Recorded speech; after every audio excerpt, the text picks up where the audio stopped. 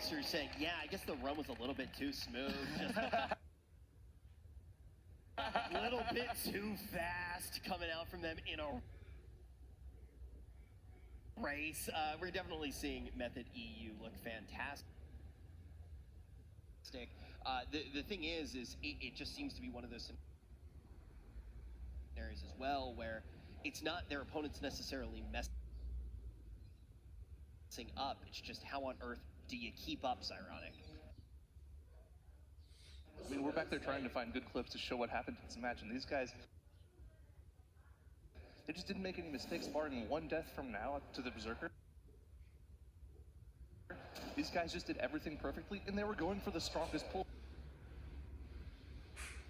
Just starting in this first boss room, they pulled literally everything in the room on their first pull. No deaths, perfect pull.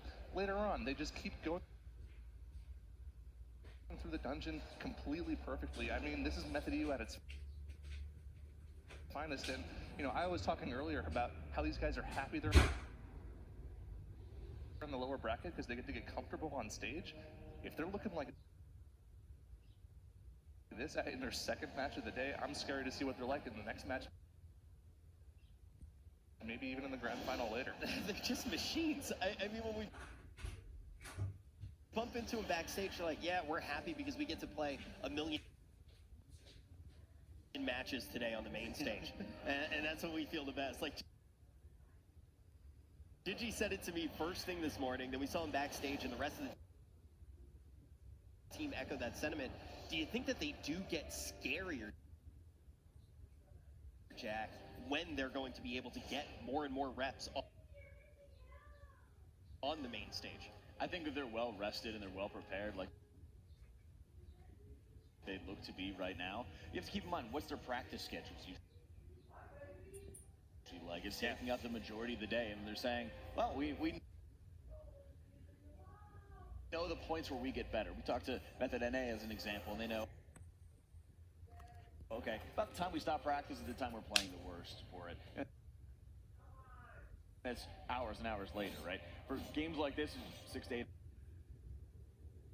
hours of the day, they just seem to get hotter and hotter, and it shows in a very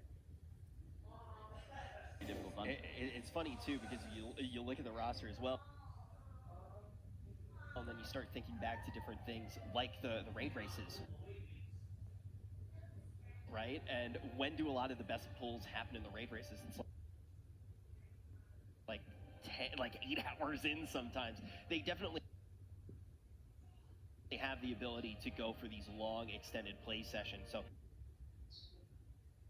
that shouldn't be too much of an issue. I think that's why we also hear from them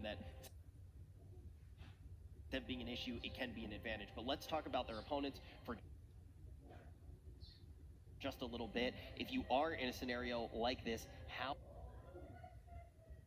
on earth do you bounce back, Tettles? I feel like you just have to play your own game plan. You can't really deviate at all. You can't let the nerves get to you. Overall, buff war nerf rogue in this next match inside of Freehold, they should be pretty good. They should look to capitalize, and they had maybe